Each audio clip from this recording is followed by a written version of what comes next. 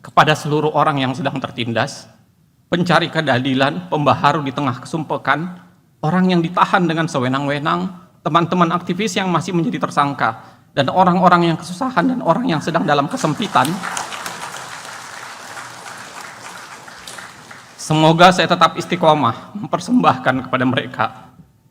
Bagi saya, menjadi profesor itu relatif hanya persoalan administratif, tapi memiliki sikap dan kiprah intelektual dan tanggung jawab sebagai seorang profesor sesungguhnya relatif sulit. Dari Noko Kiroyan dan Profesor Valina Singka Subekti. Di Pusat Kajian Anti Korupsi ada beberapa nama: Toto Dwidiantoro, Hasrul Halili, Wika Harisa, Zainur Rahman, Yuris Reza, maupun Andra, begitupun Mbak Ngadimers, Mbak Sriatun, dan Mbak Novi. Di komunitas Caksana tentu saja ada Mbak Zaki dan Hifzil Alim, begitupun di komunitas teman-teman kreatif minority di Yogyakarta seperti Pak Busro Mukodas yang mantan pejabat negara tapi gaya tetap bersahaja, Eko Riyadi, Eko Prasetyo, tukang kobar-kobari Eko Prasetyo ini, Profesor Fatul Wahid, rektor yang sangat keren dari UII, Profesor Iwan Satriawan, Profesor Suparman Mazuki, Profesor Amalinda Safirani, Budi Santoso, Rahmat Muhajir, maupun model pengacara baik macam Zahru Alkom, Mas Jazuli Zobari, Bang Jalemas Lemek, dan hal-hal lainnya, dan nama-nama lainnya. Teman-teman ngobrol berdiskusi asik untuk banyak hal, sejarawan partikelir Muhyiddin M. Dahlan, Mas Justinus Prastowo, Mas Yordan Gunawan, Mas Rimawan Pradiptyo, Riawan Chandra, Mas Idul Risan, Bang Akbar Faisal, Putut EA, Mbak Najwa Shihab, juga terkhusus Mas Capres Ganjar Pranowo, dan juga Mas Campres Anies Baswedan. Keduanya sudah berdiskusi bahkan jauh sebelum diajukan sebagai Capres di tahun 2024. Saya menjadi saksi bahwa mereka punya mimpi untuk Indonesia, karenanya mimpi itu sering ditebarkan dalam diskusi dalam berbagai keadaan. Dalam isu ketatanegaraan, saya bertemu teman-teman keren yang saya rasa urat keberaniannya sudah putus. Teman-teman Constitutional dan Administrative Law Society, komunitas ini berisi aktivis yang kita hampir berjumpa dalam semua upaya advokasi. Ada nama Bivitri Susanti, Herdiansa Castro, Herlambang Periwartraman, Yanca Rizona, Riko Ariwibowo, Titi Anggreni, Charles Simabura, Fadli Ramadhanil, dan Ferry Amsari. Nama ini laparnya pada keadilan hampir sama dengan laparnya pada makanan. Begitupun nama-nama yang mengkonversinya menjadi karya perlawanan di jalanan, tulisan di layar film, tulisan maupun di layar film, Macan dan Dilaksono, Farid Gaban, Ustadz Farid, Om Vici, Om John, Mas Ben, dan Mas Yusuf. Juga anak-anak muda gila yang banyak menganalisis pendekatan ekonomi politik semacam Bima Yudhistira dan Media Askar. Betapa menyenangkan menjumpai kalian, dan itu membantu saya dalam begitu banyak hal. Persahabatan sejak mahasiswa tentu saja penting. Ada Hertasning Ikhlas, Ilham Syah, ada Riza Nur Arfani, Muhammad Yusuf, Ashadi Tajuddin Hasan Sulur, Kosar Barat, Manjapai, Lukman, Rusli Rashid, dan Arifandi.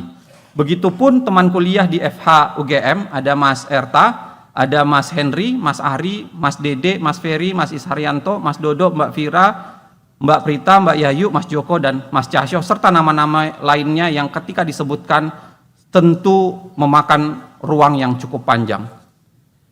Terutama dan terkhusus tentu saja pada keluarga besar saya. Pada Umi, Haja Zaitun Abbas, yang saya yakin ada begitu banyak doa dan air mata yang ia alirkan sebagai penambah tenaga dan motivasi saya hingga saat ini. Tentu tak sedikit pun ada keberanian saya untuk menggunakan ketajaman kata yang mampu saya lakukan di hadapan Umi, yang mengajari dan mengenalkan saya kata-kata pertama dalam hidup ini.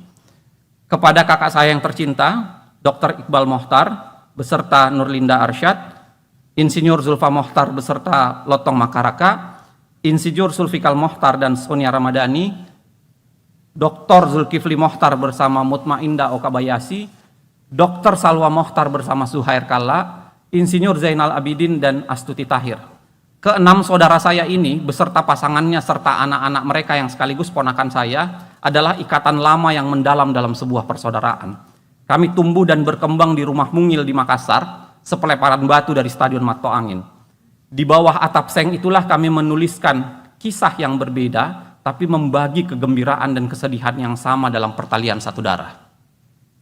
Tentu saja terkhusus kepada kepala keluarga di rumah itu yang sudah duluan berpulang di tahun 2017, Aba Kiai Haji Mokhtar Hussein, Allah yarham. Hampir seluruh kemampuan saya untuk berdiri di atas mimbar, berpidato, menyampaikan lisan dan tulisan adalah hasil didikan dan melihat beliau sebagai penceramah di masjid kota maupun kampung. Juga mengintip beliau mengajar di berbagai universitas dan sekolah. Sesaat sebelum beliau meninggal, ada 2 janji yang dia sampaikan. Dia minta saya mengurus buku-buku yang jumlahnya sangat banyak sepeninggal beliau, dan yang kedua dia minta saya untuk menuntaskan global, dan alhamdulillah saya peroleh hari ini.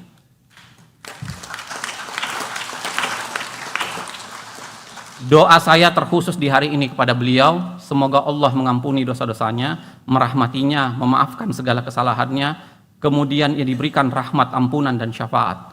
Saya bersaksi bahwa ia telah menjadi sebaik-baik bentuk yang mungkin dari orang tua, ayah, guru, dan pelindung bagi dirinya dan keluarganya.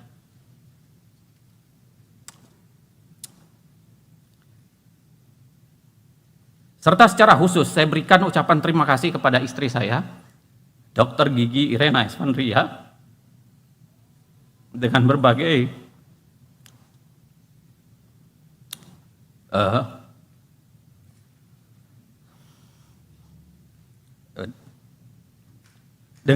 love language yang dia curahkan.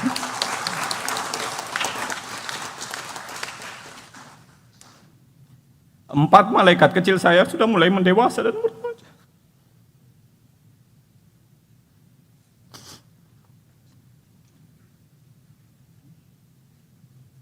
Ada Zahra Aurelia, Zahwa Priscilia, Muhammad Izan Aristo, dan Muhammad Izar Shirazi. Saya titipkan pesan sebagaimana Ali bin Abi Thalib menitipkan pesan kepadanya.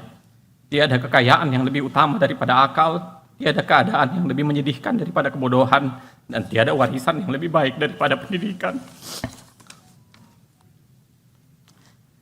Tentu saja juga kepada mertua saya, Ibu Kustinah Jailani, ucapan terima kasih yang tak terbatas, yang mungkin tidak mampu saya ucapkan satu persatu di pidato ini. Terakhir, kepada seluruh orang yang sedang tertindas, pencari keadilan, pembaharu di tengah kesumpekan, orang yang ditahan dengan sewenang-wenang, teman-teman aktivis yang masih menjadi tersangka, dan orang-orang yang kesusahan dan orang yang sedang dalam kesempitan, semoga saya tetap istiqomah mempersembahkan kepada mereka.